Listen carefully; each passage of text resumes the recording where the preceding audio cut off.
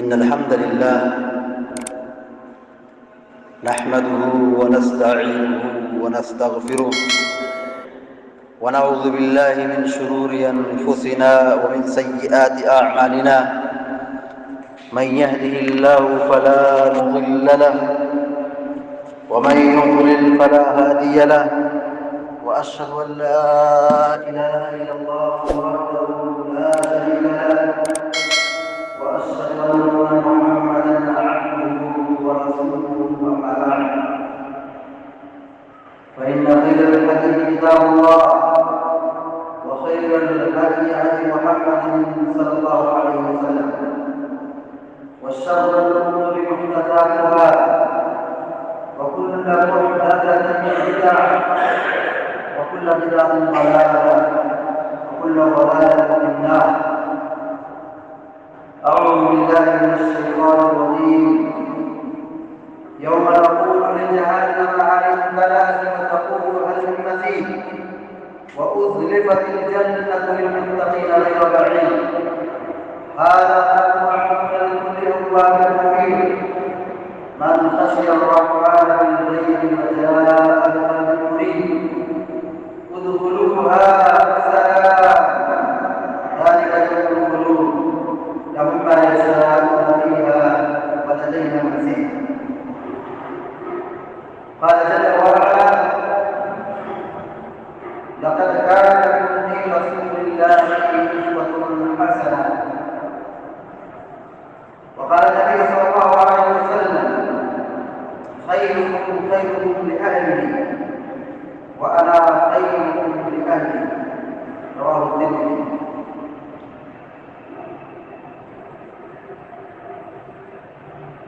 اللہ رب العالمین کا لاکھ لاکھ شکر اس کا احسان ہے کہ اللہ رب العالمین نے ہم کو آپ کو اسلام جیسی عظیم الشان نعمت سے سرفراز کیا. یہ بہت بڑی دولت ہے.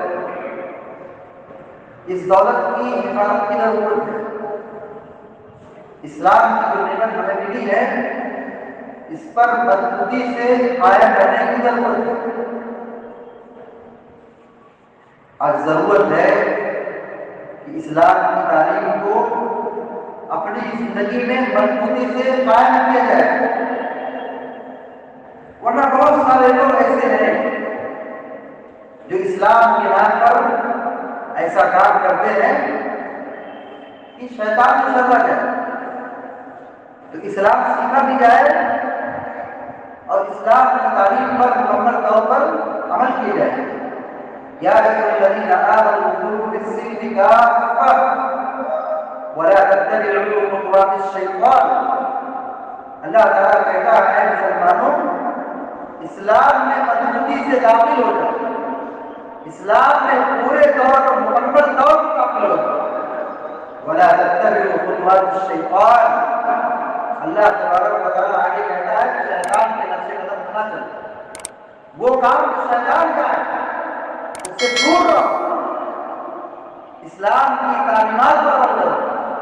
پیارے نبی علیہ السلام نے جو منہج اور دستور دیا ہے، جو اصول اور ضابطہ دیا ہے، اس شریعت کی تعلیمات پر مکمل طور پر جم جاؤ، عمل کرو، شیطانی کاموں سے بچو. اللہ کے نبی علیہ السلام کی سیرت اور آپ کا طریقہ ہمارے لیے آئیڈیل اور نمونہ ہے. جمعے کے ہر خطبے میں یا ہر نصیحت میں، ہر پروگرام میں خطیب اپنی بات شروع کرنے سے پہلے یہ خطبہ ضرور پڑھتا ہے: اما بعد فإن خير الحديث كتاب الله وخير الهدي هدي محمد صلی اللہ علیہ وسلم. کیا مطلب ہے اس کا؟ مطلب یہی ہے کہ سب سے بہترین بات اللہ کی کتاب ہے. اللہ کی کتاب کو پڑھو، یہ سب سے اچھی بات ہے، سب سے سچی بات ہے. اس سے بہتر کوئی بات نہیں. وخیر الهدی هدی محمد صلی اللہ علیہ وسلم. سب سے بہترین طریقہ پیارے نبی صلی اللہ علیہ وسلم کا طریقہ ہے. پیارے نبی کا جو عمل ہے، جو منہج ہے، جو دستور اور اصول ہے، آپ کی جو تعلیمات چھوڑی ہیں، وہ سب سے بہتر طریقہ ہے، اماموں کا طریقہ سب سے افضل نہیں ہے، انسانوں کا کوئی طریقہ افضل نہیں ہے، سب سے بہتر نسخہ، سب سے بہتر طریقہ اللہ کے نبی علیہ السلام کا ہے۔ اسی لیے اللہ رب العالمین امام الانبیاء جناب محمد رسول اللہ صلی اللہ علیہ وسلم کی زندگی کو ہمارے لیے اسوہ اور نمونہ بنایا ہے۔ قرآن کہتا ہے، ہدایت کیا ہے، لقد كان لكم في رسول الله اسوة حسنة۔ پیارے نبی علیہ السلام کی زندگی، پیارے نبی علیہ السلام کا حکم، پیارے نبی علیہ السلام کا معاملہ، آپ کا لائے دین طریقہ زندگی ہم سب کے لیے اسوہ اور نمونہ اور آئیڈیا ہے۔ ہم ویسے ہی چلیں جیسے رسول چلتے تھے، ہم ویسے ہی رہیں جیسے رسول کرتے تھے، ویسے ہی عبادت کریں جیسے رسول عبادت کرنے کا طریقہ بتاتے تھے۔ اپنی طرف سے اس میں اضافہ کرنا، دین منمانی کرنا، یہ بدعت و خرافات ہے، اور اسلام میں ان چیزوں کی کوئی گنجائش نہیں۔ ہمارا اخلاق اور کردار بھی ایسا ہی ہونا چاہیے جیسے اللہ کے نبی صلی اللہ علیہ وسلم۔ ایسا نہ ہو، بڑی بدنصیبی کی بات ہے کہ ہم نے رسول کا دین لے لیا، رسول کا عقیدہ لے لیا، رسول کی نماز لے لی، رسول کی ساری چیزوں کو قبول کر لیا، مگر ہمارا اخلاق رسول کے اخلاق کی طرح نہیں ہے۔ ہماری شادی بیاہ رسول صلی اللہ علیہ وسلم کے طریقے کے مطابق نہیں ہے۔ آج ہم شادی بیاہ کی کیا بات کریں؟ شادی بیاہ شروع سے لے کے اخیر تک ایسی ایسی رسمیں ہیں کہ ایک مسلمان کے اندر یہ چیز پائی جائے تو شرم کی بات ہے۔ ایک مسلمان ہو وہ جہیز دیتا ہو، یہ شرم کی بات ہے۔ ایک مسلمان ہو بارات کا کھانا کھاتا ہوتا ہے، یہ شرم کی بات ہے، حرام کا کھانا ہے، ناجائز کھانا ہے۔ اس چیز کو دین کے اندر یا مسلمانوں کے اندر سختی پیدا کر دی گئی ہے، شادی اتنا مشکل بنا دی گئی ہے۔ یا گھر گھر میں چار چار بیٹیاں اور بہنیں جوان ہیں، رشتے نہیں ملے، ہر گھر کی ایک کہانی ہے۔ تو ہمارا اخلاق بھی ایسا ہی ہونا چاہیے جو رسول اللہ صلی اللہ علیہ وسلم نے دیا ہے۔ ایسا نہ ہو کہ ہم نے رسول کے دین کو لیا ہے، رسول کی نماز کو لی ہے، رسول کے طریقے کو لیا ہے، رسول کے سارے معاملے کو لیا ہے، اخلاق اور کردار کو ہم نے چھوڑ دیا ہے۔ یہ اہل حدیث کا منہج ہے، یہ مسلمان کا منہج، مسلمان کا طریقہ نہیں ہونا چاہیے۔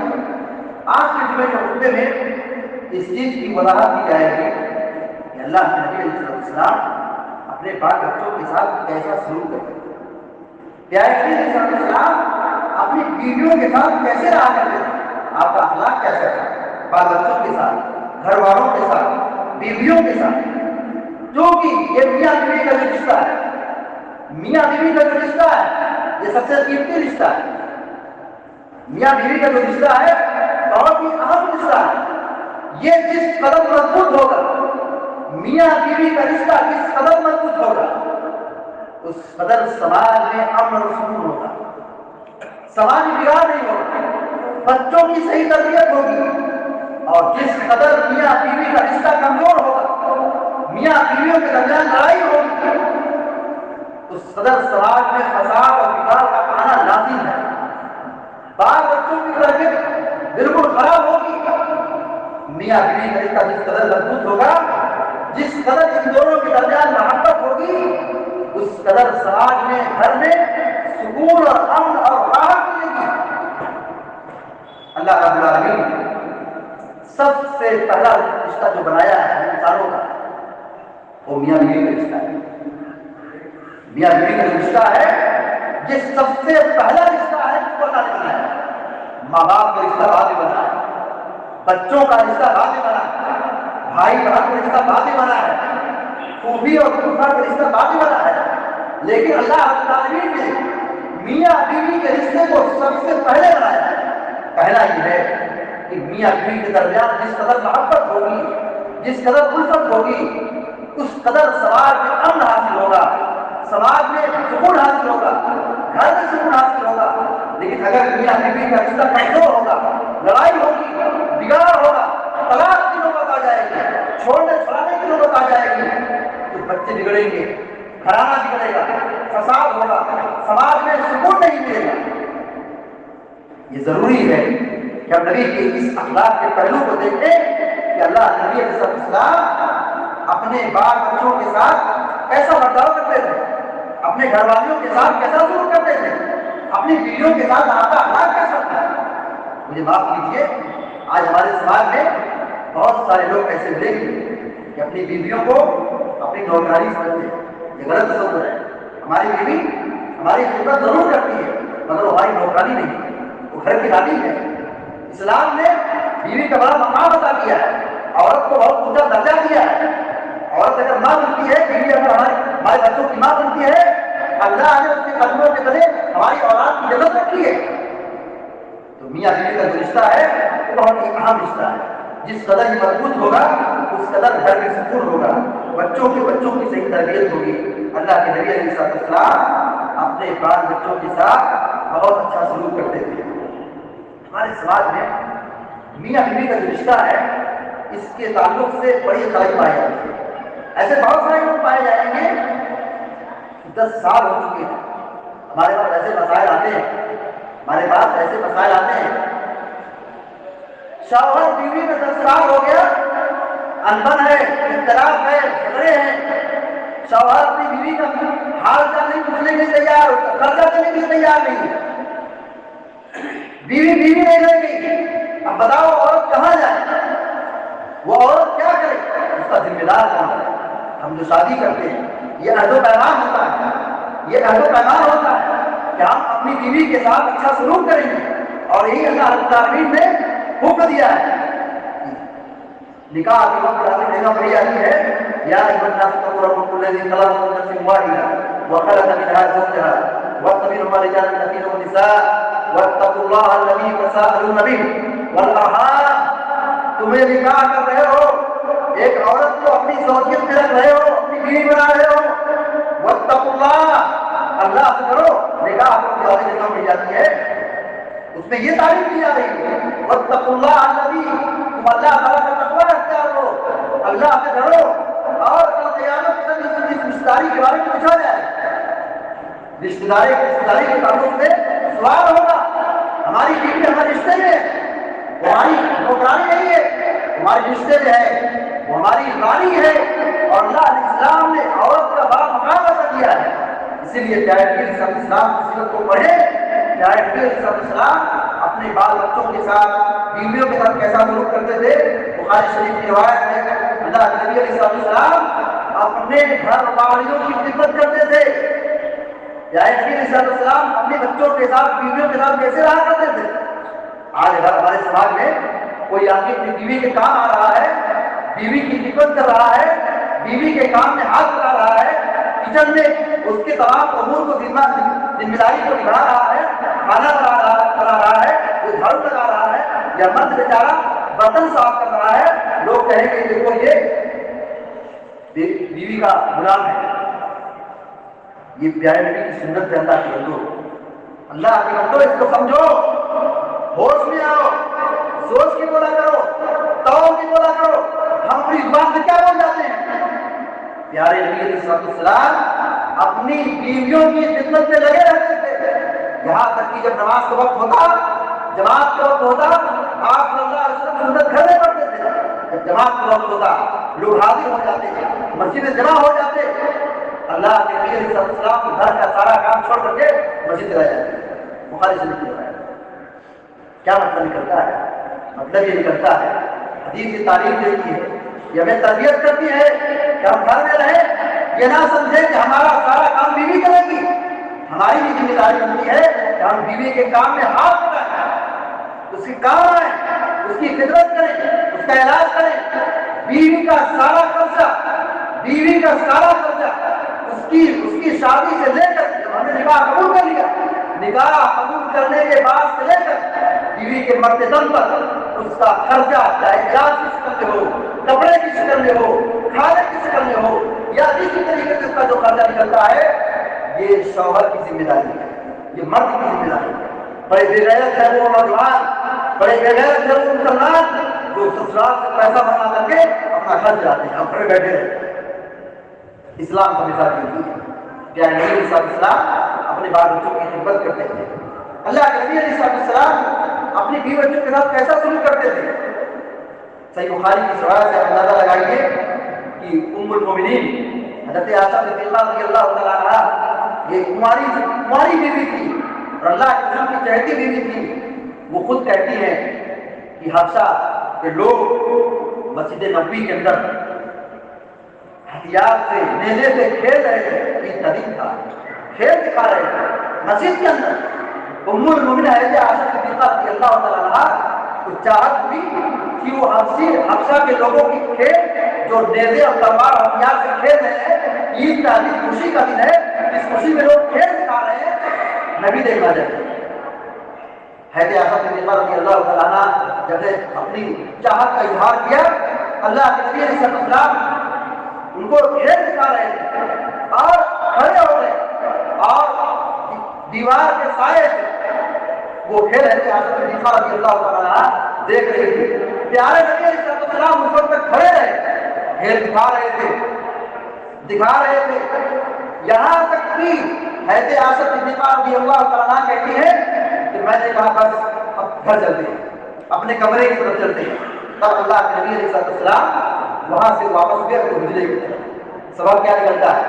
سبب یہ ملتا ہے, نصیحت یہ ملتی ہے کہ بیوی کی جائز خواہشوں کو, جائز تمناؤں کو پورا کرنا شوہر کی ذمہ داری ہے. یہ پیارے نبی کی سنت ہے. یاد ہے یہاں کھیل کی بات کی جا رہی ہے. موجودہ زمانے میں جو پہلا ہمارے سامنے رائج ہے, اس کھیل کی سلاح میں دکھانے کوئی گنجائش نہیں, کیونکہ وہاں پہ بے حیائی ہے, بے غیرتی ہے, اور وہاں پر مرد و زن کا اختلاط ہے, بے پردگی ہے. حضرت عائشہ رضی اللہ تعالیٰ عنہا کیونکہ چھوٹی تھی, چھوٹی ہونے کی وجہ سے گڑیوں سے کھیلا کرتی تھی, اور ان کے ساتھ پاس پڑوس کی چھوٹی بچیاں, ان کی سہیلیاں بھی آ کے کھیلا کرتی تھی. اللہ کے نبی گھر میں داخل ہوتے, دوسری بچیاں کنارے ہو جایا کرتی تھی, ڈر جایا کرتی تھی, کھیل چھوڑ دیا کرتی تھی. اللہ کے نبی صلی اللہ علیہ وسلم کہتے تھے ڈرو مت, جاؤ کھیلو. حضرت عائشہ رضی اللہ تعالیٰ عنہا جو پیارے نبی کی پیاری بیوی ہے, چہیتی بیوی ہے, وہ نبی علیہ السلام کی موجودگی میں آپ کے پاس پڑوس کی چھوٹی بچوں کے ساتھ نبی کریم صلی اللہ علیہ وسلم کے گھر میں گڑیوں سے کھیلا کرتے ہیں. سبب کیا ملتا ہے؟ سبب یہ ملتا ہے کہ ہم اپنی بیوی کی جائز خواہشات کو, اس کی جائز خواہشوں کو, اس کی تمناؤں کو, اس کی آرزوؤں کو پورا کرنا یہ ہماری ذمہ داری ہے. لیکن اگر گناہ خواہش ہو, ناجائز خواہش ہو, اس کی پوری کرنے کی اسلام رعایت نہیں دیتا ہے. پیارے نبی صلی اللہ علیہ وسلم نے فرمایا خیرکم خیرکم لأہلی وأنا خیرکم لأہلی. ترمذی شریف کی روایت ہے. پیارے نبی یہ کہتے ہیں تم میں سب سے افضل وہ شخص ہے, تم میں سب سے اچھا وہ شخص ہے جو اپنے بال بچوں کے لیے اچھا ہو, جو اپنی بیوی کے لیے اچھا ہو. آج پوچھ لیا جائے بیویوں سے, عورتوں سے, تو ہر عورت کی شکایت کے لیے میرا آدمی, میرا شوہر اچھا نہیں ہے, اس کی یہ شکایت, اس کی یہ کمزوری ہے. ہر تک طے ہے کہ ماں اور بہنوں کے اندر سب نام کی کوئی چیز نہیں ہے. شوہر لاکھ کی طرف اچھا سلوک کرے, کچھ مائیں اور بہنیں ایسی ہوتی ہیں کہ شوہر سے بھی خوبی نہیں بیان کر سکتی, شوہر کی تعریف نہیں کر سکتی ہے, اللہ پرواہ.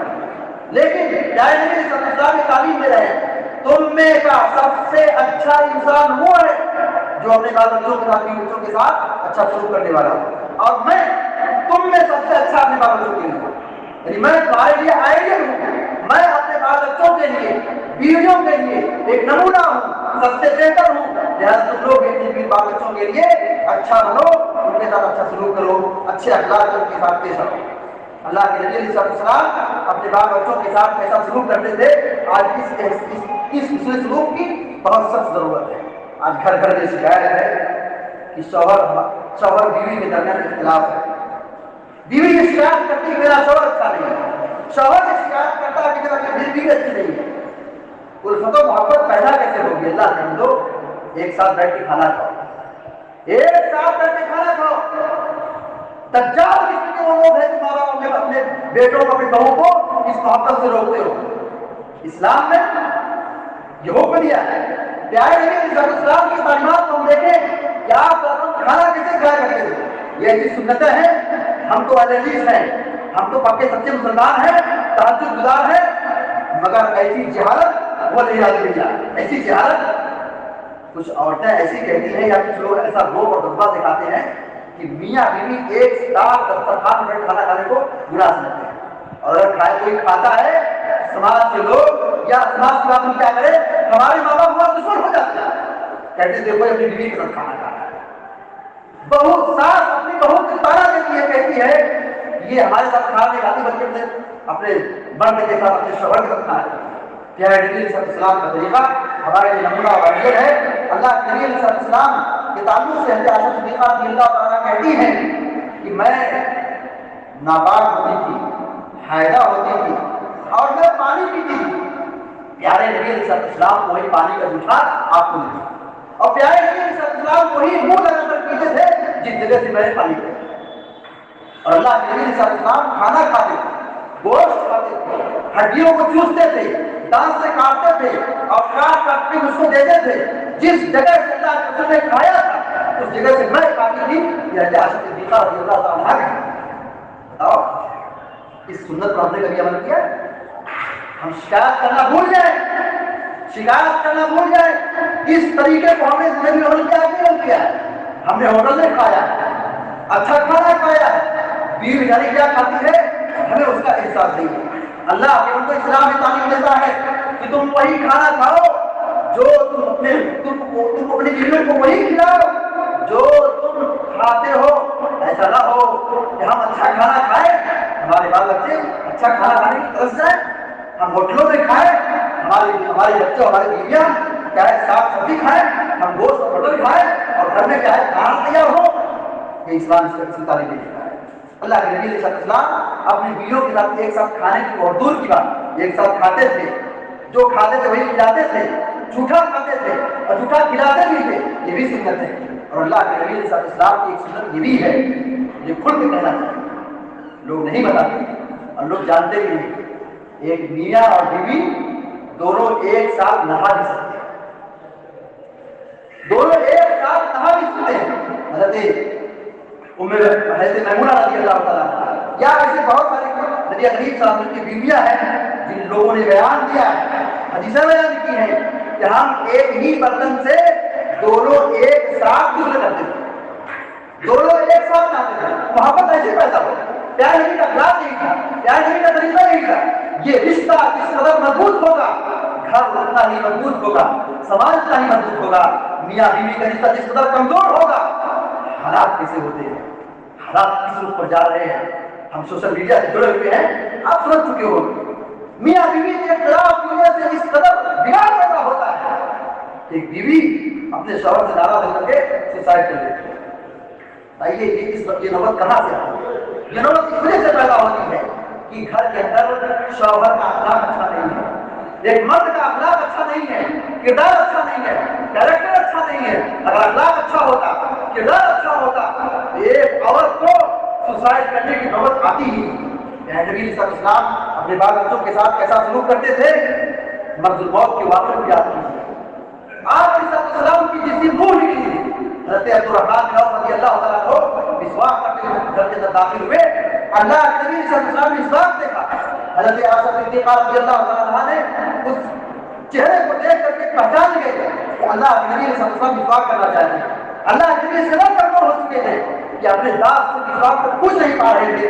حضرت عائشہ صدیقہ رضی اللہ تعالیٰ عنہا اپنے دانت سے اس کو جمع کر کے اللہ کے نبی صلی اللہ علیہ وسلم مسواک کرنے کے لیے۔ یہ ہے میاں بیوی کی محبت، یہ ہے میاں بیوی کی محبت کہ بیوی ایسی ہماری ہو کہ وہ اس طریقے سے زندگی گزارے کہ شوہر کا دیکھ کر خوشی میں دوبارہ ہو جائے، شوہر کا غم دور ہو جائے۔ ہماری بیوی ایسی ہو کہ وہ مسکراتے ہمارا غم دور ہو جائے۔ ہم مردوں کی ذمہ داری بنتی ہے، ہم شوہروں کی ذمہ داری بنتی ہے کہ ہم اپنے بال بچوں کے ساتھ ایسا سلوک کریں کہ ہر کہہ دیجیے کہ امن و سکون کا گہوارہ بن جائے یا جنت بن جائے، جبکہ یہ تعبیر اچھی نہیں ہے۔ اللہ کے نبی علیہ السلام اپنے گھر میں جب داخل ہوتے تھے تو مسکراتے ہوئے داخل ہوتے تھے، مسکرا کر کے داخل ہوتے تھے، مسکراتے ہوئے ملتے تھے۔ مسکرانا یہ صدقہ ہے، یہ نیکی اور عبادت ہے۔ لوگ اس کو بہت معمولی سمجھتے ہیں، مسکرا کر ملنے سے محبت بڑھتی ہے، اس بات کی دلیل ہے کہ ہمارے دل میں آپ کے تعلق سے کسی بھی قسم کی کوئی ناراضگی نہیں ہے. آدمی مسکراتا نہیں ہے، یہ پہچان ہے کہ آدمی متکبر ہے، اس کے دل میں فرق چھپا ہوا ہے. اللہ کے نبی علیہ السلام جب گھر سے آپ واپس نکلتے تھے، کہیں جانا ہوتا تھا، اللہ کے نبی علیہ السلام جب نماز پڑھنے کے جاتے تھے، یہ گھر سے باہر نکلتے تھے، حضرت عائشہ صدیقہ رضی اللہ تعالیٰ کہتی ہیں کہ آپ وضو کی حالت میں ہوتے تھے، اپنی بیویوں کو بوسہ دے کر نکلتے تھے. بتائیے کیا بتانے کی ضرورت ہے؟ جی بتانے کی ضرورت ہے. سماج اور معاشرہ کس روپ پر جا رہا ہے؟ میاں بیوی کے درمیان بگاڑ کس طرح پیدا ہو چکا ہے کہ 60 سال کا بوڑھا ہے، 55 سال کی بوڑھی ہے، بوڑھا اپنی بیوی کو طلاق دینے کی نوبت آ جاتی ہے. وجہ کیا ہے؟ بگاڑ کیوں ہے؟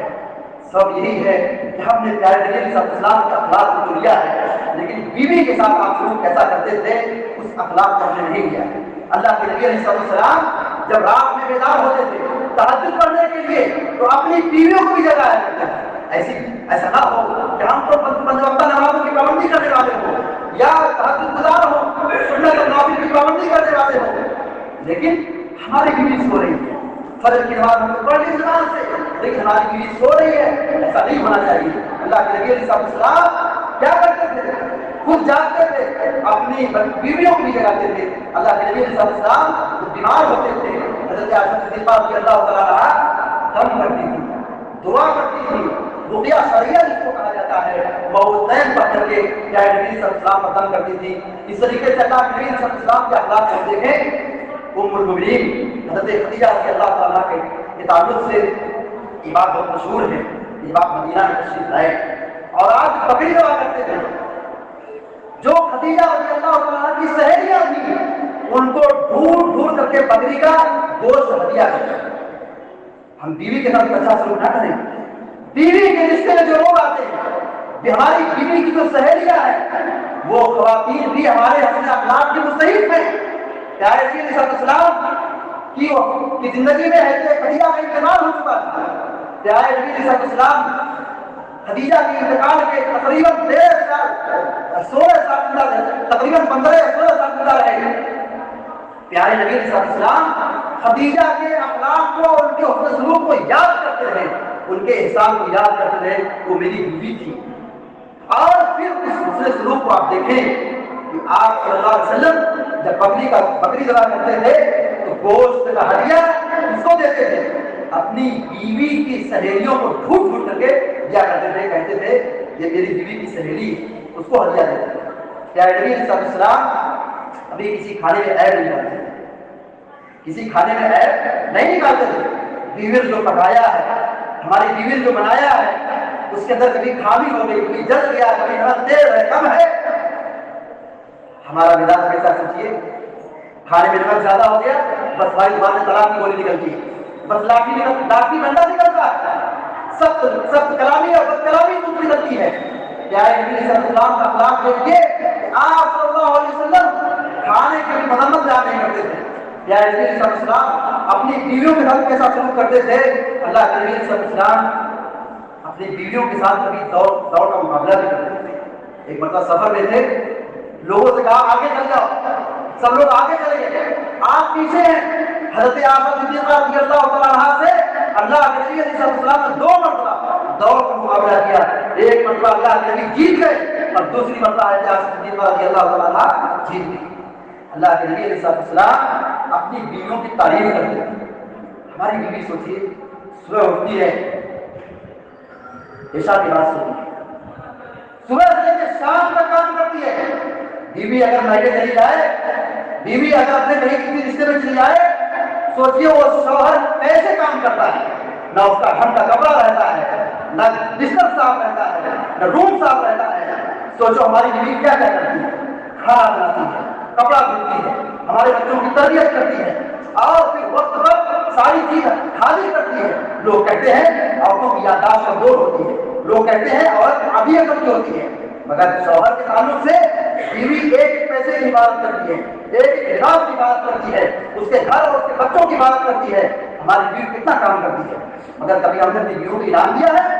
کبھی ہم نے اپنی زبان کی تعریف کی ہے تم میری اچھی بیوی ہو، تم بہت کام کرتی ہو، تمہارا یہ کھانا بہت لذیذ ہے، بہت اچھا ہے، تم بہت اس کی تعریف بھی کرتے نہیں کرتے.